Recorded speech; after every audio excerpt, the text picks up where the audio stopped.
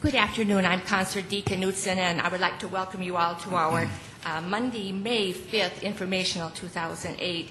And we will begin, first of all, with our City Council staff report from our City Clerk, Deborah Owen.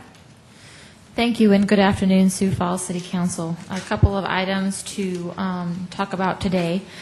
We had met once with the Fiscal Committee meeting to review the proposed City Council's department budget, if you will.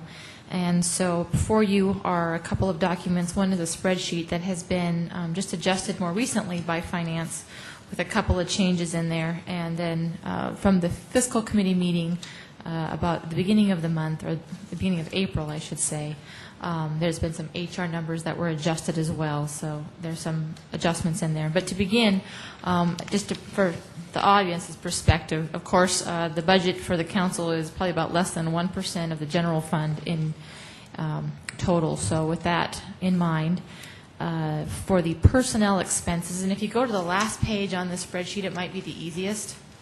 And the personnel expenses are non-discretionary. Those are things that are made through contracts and agreements with the employees. Those are wages and benefits.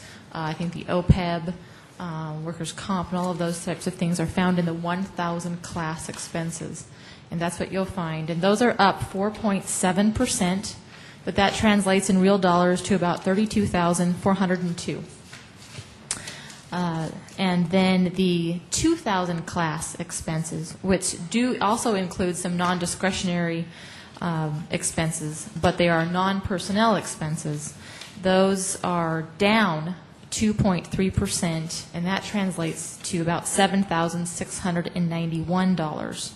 Some of the expenses there are not really fixed in an accounting term, but we have the capital revolving fund for computers, and we have, I think, the insurance for buildings, and different things are found in that as well. In addition, the clerk's budget pays for all of the legal publishing for the city, and that is actually quite a large sum, as you are quite familiar with.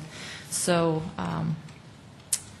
let's see here, I'll just roll through it. I think there's also an update that you've been given in the past that the audit committee is seeking to move the external auditor expenses to be transferred from the finance department to the internal audit division in 2009, even though those numbers are actually not figured into the 2,000 class expenses.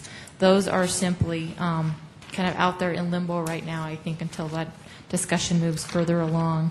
Just so you know, the budget last year for the external auditor, which is Ide Bailey, was $45,000, and moving forward in time, as Ide Bailey's 3-year contracts have come to an end, and they've given the city a new proposal, is about $54,000. So that would be a little bit different if those numbers are transferred. Obviously, the $45,000 would be transferred, and we need to make up the difference to the new proposal if the audit committee or finance, whomever determines to move forward with Ide Bailey or perhaps with a different service provider.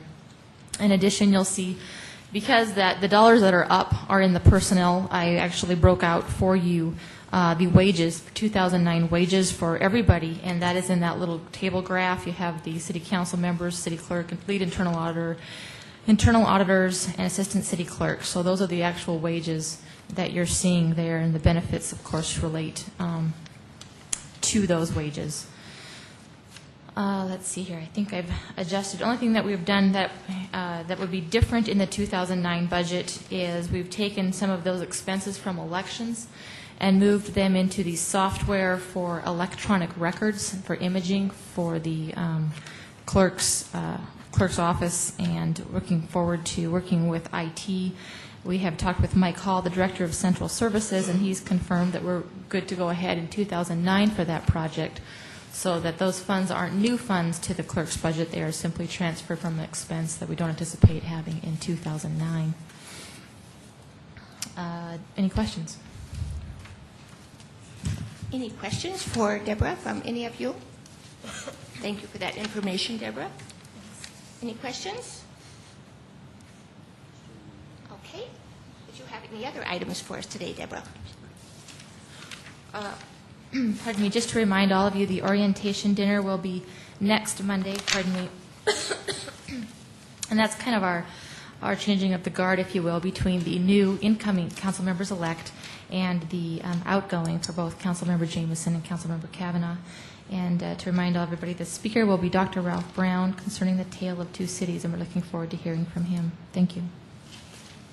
Thank you. And Deborah and I have been visiting a little bit recently on the districting commission, because every once in a while as our city grows, we need to once in a while just make sure that our different geographic districts for county city council are equal and so forth. And so it is really time for the city council to appoint a new districting commission. And it's what has been done in the past is, there were a couple people from the Republican Party and a couple people from the Democratic Party, or registered that way is what I mean, who have served as our districting commission. And it's what I think that she and I would like to encourage you to do as soon as possible, please, is that if you have any suggestions for anyone that you think would like to serve on this just one-time project, would you get those names to her and me as soon as you can? And over the weekend, I just saw Vance Goldammer at a social event, and I just mentioned the idea to him, and he said if we want him to serve, he will do that. But I told him I couldn't offer him the position at this time. I just saw him out and just thought he would be a very strong person. And ideally, of course, people like me would like to see one gal and one guy from each party represented. And Deborah, how soon would you like to have those names in a perfect world? We're having the 2010 election, but it takes about a year, according to Mr. Schmidt, Jeff Schmidt in planning. So we kind of want to get going on that roughly pretty soon, so that we can get all of that districting commission done and all that analysis done, and that we can act on that well before the 2010 election. Okay. So how about if we try to get our homework done for you in the next couple weeks? Would that be okay? Perfect. Thank you. All right. So please help. Yes, Councilor Stagers. Yes, Dee, I have a question, and that's in regard to the partisanship nature of this commission. Is it stated that there's supposed to be so many Republicans and so many Democrats? I'm not sure. I'll let Deborah handle that for me. Yes, there are 2 Republicans and then 2 Democrats, and then I believe that commission then elects their chair from. They actually bring on the 5th member, which will be their chair. So is this in the charter, or is this an ordinance? In charter. Charter. Okay. Thank you. Yeah, thank you, Deborah, because I just remember seeing who had served, most recently, and so I realized that's kind of how the makeup was. But that's a good question, Councilor Stager. So thank you for bringing that forward. And so does it say that we're supposed to have just 4? Is that? I know that's what we've had in the past. Yep, just 4. The council appoints 4. Okay, thank you. Okay, now we'll go ahead with yes, Councilor Costello. Dee, tomorrow probably won't be a slow news day after tonight's meeting, but perhaps a brief article in the Argus, if our local reporter would pick up on that, and maybe we can make something on the website, too, for people to apply. Okay, and thank you. I think that's a very good idea. And we can check on his registration. Maybe we'll put him on this commission. Actually, I have a chess story for him to work on, too, so he's going to have a busy week. So anyway, thank you. Okay, anything else from anyone on the topic so far? All right, we're going to move forward with the mayor's weekly report. And first of all, I'd like to have Erica Beck, our senior planner, come forward. And she has a couple of new urban planners she wants to introduce us to. And we're looking forward to meeting them. Good afternoon, Erica Beck with the City Planning Office. I just wanted to come to you today and introduce you to our 2 new urban planners that we have working in our office. They both started on March 31st, and they're very eager to come before you and eventually and present you some items. Brent O'Neill, you'd stand, just introduce yourself, and Dave Loveland. Brent will actually be working with downtown planning and historic preservation, and then Dave is focusing on our current planning efforts. So he'll be attending the Planning Commission meetings. Brent will actually be before you tonight to present to you the downtown's calendar of events. Any questions? Councilor Stagers, first of all? Yes. Well, yes, Erica, I guess I'm wondering, are they taking over some of your duties, and what are you going to be doing? Good question. No, Brent is actually going to be working on the day-to-day downtown activities and working with downtown Sioux Falls, and then the historic preservation, so he'll be serving as the liaison to the Board of Historic Preservation, which was something that I was doing. I'll be focusing more on overall broad picture planning items, working more with the Planning Commission, and then some supervisory activities. Mm-hmm. Okay, Councilor Jameson. Well, I think they ought to step forward and introduce themselves and a little bit about their background. I'm sure that they would be more than happy to do that. Thank you. Thank you, Erica. Welcome to both of you. Thank you. I'm happy to be here. My name is Brent O'Neill again. My background a little bit briefly. I grew up in Worthington, just across the border. Did my schooling in St. Cloud and then some in Mankato. I spent the last 4 years working in Mankato for a regional development commission, and my next step brings me to Sioux Falls, and again, very happy to be here. Thank you. Thank you. I'm Dave Loveland. I actually am from the area. I grew up in Yankton, and I interned for this office actually in 2004. Since that time, I got a graduate degree at the University of Nebraska and was working in Blue Springs, Missouri, which is a Kansas City suburb, for the last 2 years approximately. So, thank you. Thank you. Thank you. We wish you both the very best. Okay, moving forward, the city attorney has a matter that he would just like to discuss with us. Gary Colwell, will you go ahead with your update? Thank you, Madam Chair. Two items on tonight's agenda I would like to give you just a brief heads up.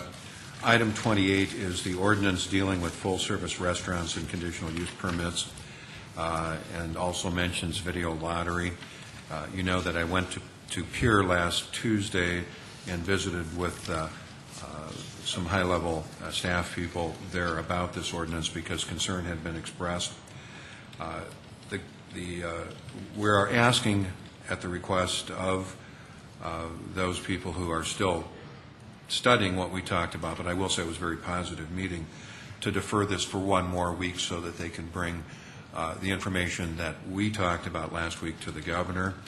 So the administration will be asking that you defer item 28 for 1 week. We told them we could only defer it 1 week in deference to the sponsor of the ordinance, or of the ordinance change, or at least the proponents of the ordinance change. And council members who are leaving should have the opportunity to vote on this. So we've told them that it could only be 1 week, and of course that'll be up to you whether you wish to defer it or not. But we are clearly requesting that you do. Item 33, also on tonight's agenda, is the ordinance increase of the second penny from 0.92 to 1%. It's a first reading tonight, but I wanted to give you a heads up that at the time of the second reading, there will need to be an amendment to that ordinance also. When it was drafted, it clearly dealt with the sales tax, but as we often forget, because it's a very small component, there is a use tax component to the second penny also. That is found in Section 39-47.1 of the city ordinances. When that was decreased in 2004, that was done in 2 separate ordinances and not at the same time.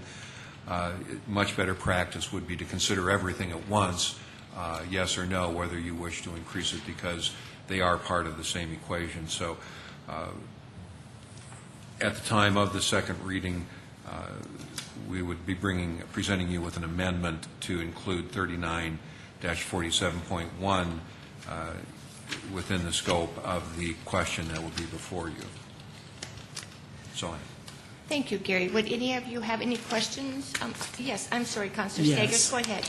I guess I'm wondering, Gary, is it ever possible just to make an amendment at the first reading instead of waiting for the second reading? We've talked about that. Generally, the amendment is made at the second reading because that's when the debate takes place. The first reading is not a time for debate. It's simply a time for presentation and answering questions. Because by doing it with the first reading, we would have this clarified for everybody, that when they would come for the second reading, they would know exactly what it's going to be without having all these amendments take place while they're here. I understand what you're saying, Councilor Staggers. It has not been our practice to do the amendments at first reading. I will say that because it is simply a first reading. I also have one other quick question. Sure, go ahead. And that is in regard to the, the 2,000 foot for the item number 28. Was it discussed in Pierre about the other requirement that we have for 2,000 feet? That there will be no other requirement the ordinance that's before the council repeals the 2,000-foot rule that is found in our licensing section. Oh, okay. Thank you. Yes, Councillor Kavanaugh. Just a clarification, it is still in the proposed ordinance that we're having second reading tonight, though. It's only taken out of the full-service restaurant definition. Yes. When you vote, there's a requested amendment before you which would take the 2,000-foot rule away. It would not apply the 2,000-foot rule to full-service restaurants. But it's still in the other section, which modifies Absolutely. our conditional use permit application process. Yes, it is. Yes. Thank you. So was there, was there any discussion about that, since we're still, as Councilor Kavanaugh brought up, we still have a 2,000-foot rule? The ordinance that, with the amendments that that the administration has asked the council to make, would apply the 2,000-foot rule to a casino, a bar, that had video lottery, but would not apply it to a full-service restaurant. And I think I gave an explanation of that at an informational meeting, the rationale for that. But maybe I need some more information on this, but the state was bringing up the constitutionality of our having a 2,000-foot rule because we were regulating video lottery. So I don't really want to, until the state has, and the governor has had a chance to weigh in on this, I don't want to talk a lot in public about the discussions we had. But I think the staff people I talked to were a lot more comfortable when I explained what it is that we were trying to do, not include full-service restaurants within the 2,000-foot rule, but trying to regulate the placement of our alcohol licenses.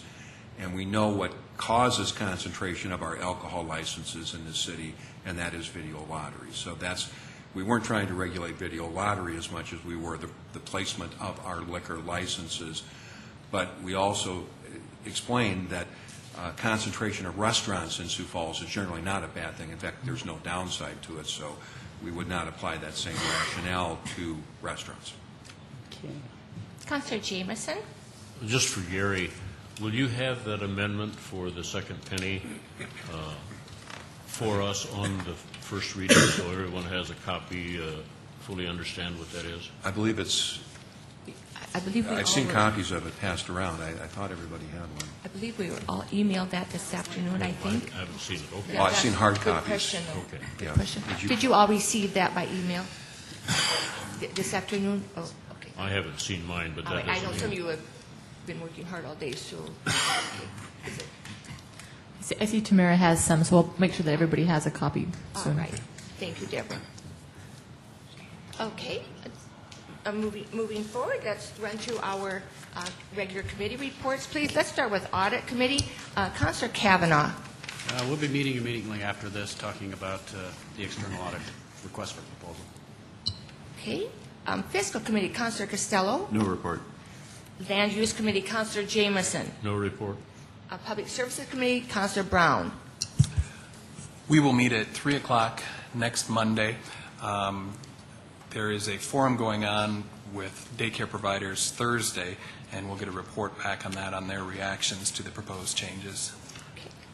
Thank you. If I can Yes, ask a question. Councillor Stagers. Councillor Brown, these proposed changes, is this something that the Health Department has come up with? I guess I haven't seen those. You know, I think you were gone at the last meeting, but I can get those to you. Oh, okay, that sounds great. Thanks. All right. Under open discussion, Councillor Jameson, would you have anything you would like to talk to us about regarding travel policy and so forth? And then I just have a couple items at the end. There was discussion about what had happened when we met with the ad hoc committee on the council travel policy. And basically the changes that were made were, as I understand it, in addition to the existing travel policy that had been in effect since back in 2000. When you add the current changes to the travel policy, it basically doesn't change much other than the fact that council members submit their travel request to the city, to the clerk's office, and that those requests will go before the entire council. Once approved, the council chair will sign off and approve travel request forms. The other thing that was added as far as the council members active in the municipal league and so forth was that a minimum of 2 council members will attend the annual National League of Cities conference. And the other item that was added was that key information received at all conferences should be presented to the city council at an informational meeting by the attendees within a reasonable period of time after returning. And the only other change was that the city clerk's travel requests are approved by the council chair, and the council staff travel requests other than city clerks are approved by the city clerk. The original travel policy, which was enacted back in 2000, basically said that the travel arrangements would be made by the assistant city clerk at that time. Now that has changed to the city clerk because we don't delegate that down to an assistant, and that they would prepare the travel requests, the convention registration, and make the notes, make hotel reservations, and arrange for transportation needs. So that was the original policy that was never rescinded, so that should still be in effect. And I think that was where part of the discussion came from some of the emails I've seen. So if they got any questions, I'll try to answer them. Any questions? Councilor Costello? Well, I'm just curious as to why not use the individual that handles them for the rest of the city? I can't really answer that, other than the fact that back when Barb was here, she did handle all the travel requests, and maybe there's the technicality of whether executive orders apply to the council comes into question, because there is an executive order by the mayor on the travel policies for the city. So if we wanted to change that, that would be up to us to change that. Currently, our policy is that the city clerk would make those arrangements. So it's whatever the wishes of the council would be. That would be something for some of the new council members to weigh in on. Any other questions? I guess I'm wondering about this part where it says a minimum of 2 council members will attend the annual National League of Cities conference. What if we don't have 1 or 2 that want to attend? I mean, it doesn't seem like it should be. There's actually, if I remember correctly, I haven't been for a while, but there's two National League of Cities conferences. One in December and one in March or so. So you have an opportunity to attend 2, and I think all it says is a minimum of 2 will attend 1 or both of those. And I assume that's kind of a goal. Is that what you mean? Is that yes. a goal, probably? Yeah, because I don't, yeah.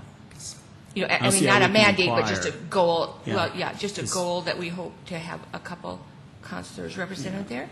And I was thinking that the meeting this year at the end of June, I believe, is in Rapid City. And I don't know, I haven't seen any information about that, but I think it's like June 28th, 29th, 30th in there. Deborah, can you help me on that? Have you seen anything yet on that? I just haven't. But I think that for the National League? I was thinking the National League, sorry if I caught you off guard there on that. I was thinking that we had heard through the grapevine a few months ago that the National League of Cities was meeting in Rapid City in June, but I might be mistaken. No, I think you're correct on that, although I think their annual meeting is in Orlando in November. All right. But I think I remember getting something about that, too. I think it was more of a regional meeting. Yeah, maybe a regional meeting or something, so, okay. All right, and thank you for that clarification, Bob, and Pat, you can, we can wait till the new group is on, decide if, how you want to resolve your question or whatever, but, Bob, thank you for serving on the travel committee, and I apologize for any extra confusion I created last week. So do we need it? We're not taking any action on this. We're just, this we is going to be the yeah, policy. well, not now, but this is just going to be our policy unless we amend it any time. What would be the group's wishes on this? you like to? I guess I think, I'm sorry. Councilor. as long as we have 2 new people coming on that'll be affected by this, I think waiting 2 weeks is not going to make any big difference, so let's just wait. Okay, but then let's just not, we'll just try hard to not forget this, and will you help me on that too? And really soon after May 19th, we'll just get this formally, approved, and we'll move on to real important things, okay? Okay, let's see, how about some other open discussion items from any of you? Yes, Councilor Jameson. I had a call this afternoon. I haven't had a chance to respond to it. I got a message on my answering machine. Concern about 49th Street being closed. And apparently the routing instructions aren't the best. It might be something, I've got to call into Mark Cotter to talk to him about that. But has anyone else received any calls? Councilor Benega? Okay. Okay. I know when my drywaller showed up early this morning, he told me the traffic was backed up a long ways, and That's what I heard. So I don't think they gave a specific detour route on that. No, Usually they have. I think the email we received said that there was not a designated detour, which is kind of surprising. Yeah. So, anyway. And thank you for, bringing that to, or taking that to Mark Cotter's attention right away, too, Councilor Jameson. Would you have any other items? I just have a couple for you that'll be real quick. Yes, Councilor Stagers. If I could just ask a quick question of Gary. Somebody brought this to my attention today about the posting on the city website about the new assistant city attorney, and that was posted yesterday on Sunday. And is this the position of Jeff Muntz? Yes. Okay.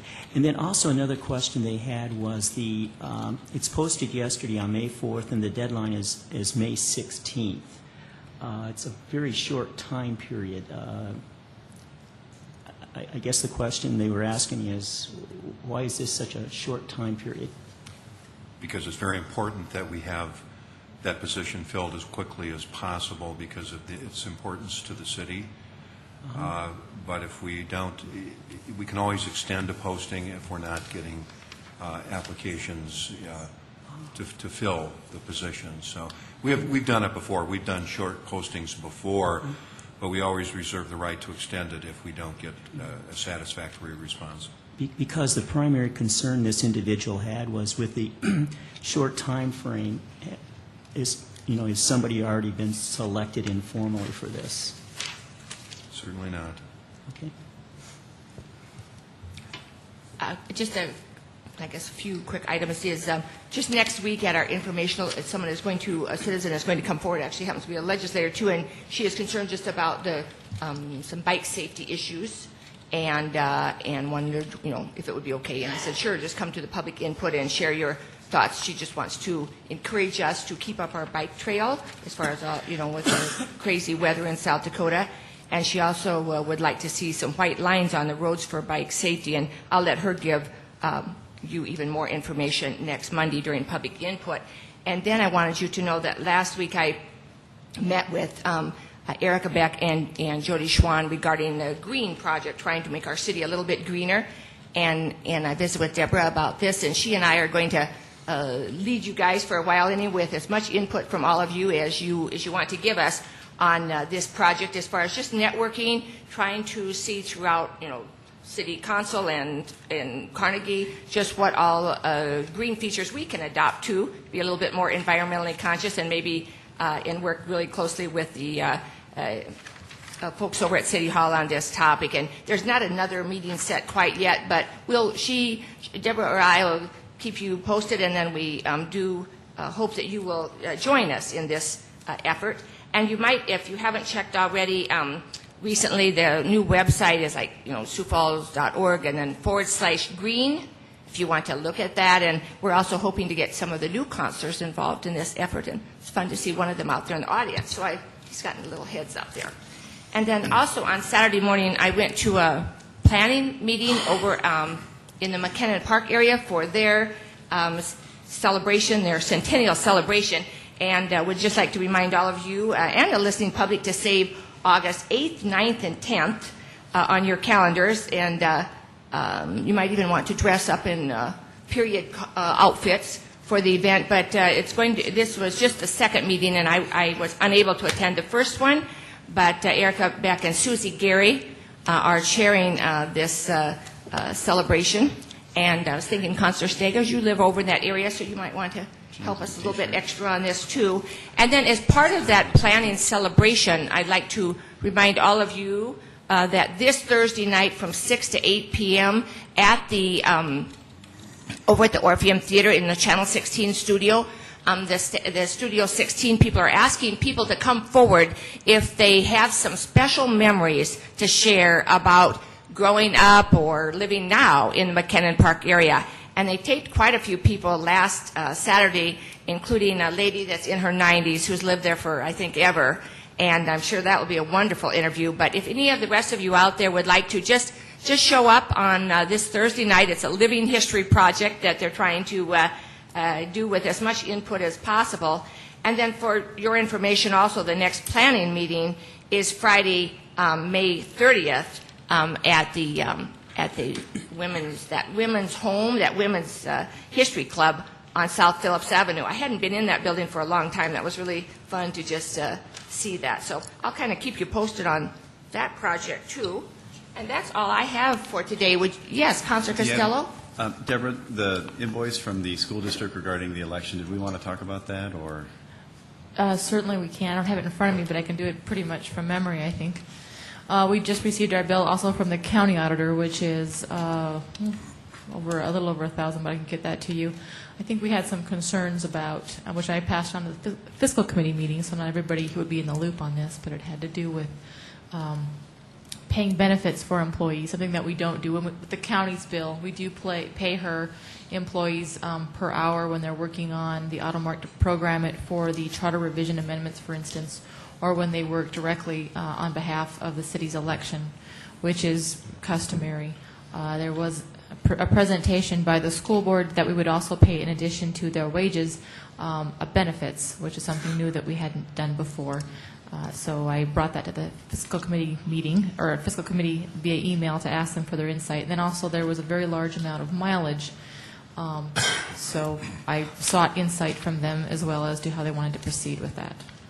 If I'm not mistaken, I think the benefits are the Social Security tax. Oh, that would be it? their rate, yeah. Oh, I thought you said, okay. I mean, okay. 0.0765, that sounds like that's a Social Security okay. rate, yeah. Okay. And the mileage part, yeah, I don't know. Yeah, it's pretty high. I have an opinion on that. So. I'm just looking for direction from all of you. Councilor Jameson? Well, just a heads up, I think we'll have a group here tonight that are going to be talking about a drainage issue on 26th Street. Starts at about Sertoma, goes across 26th Street, and then goes down to Skunk Creek. I think some of us that have been on the council for a while can remember in the flood there was a basement washed out of a home down there. Well, these people are on the south side of 26th Street, and they're concerned about the culverts being too small and not allowing the water to go through, and holding it back too much. So they've got some pictures and stuff. I met with them the other day, and they're concerned. So I think they'll be here tonight.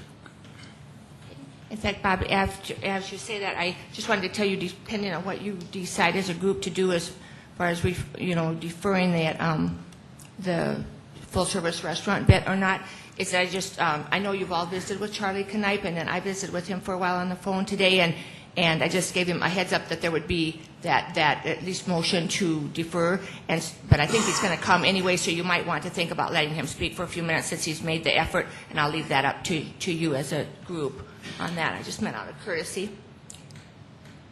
Okay, anything else from anyone?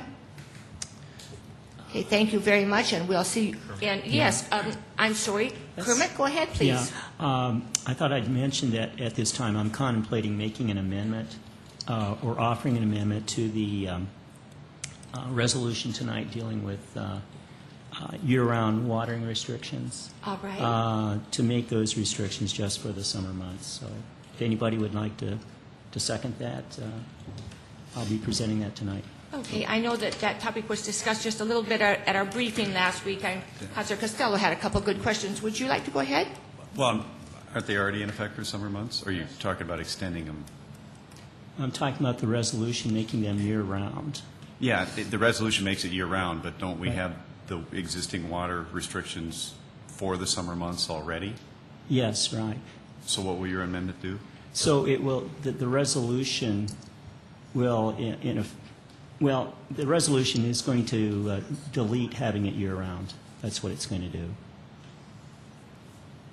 But when you Wouldn't talk... that just be the same as a no vote? Wouldn't that just be the same as voting no? Well, if you... To the original resolution, I would... Well, the resolution, I think, adds that element of what is it, the address is the even odd. I mean, that's, last year we had that, and I'm not sure if that's permanent or not. I don't think it is. So this one would say, you know, we would still have the even odd, and then also the 12 to 5, year-round. So, of course, my question is, why should we do it year-round? We don't have any water problems in the January, February, or anything like that. So that's all.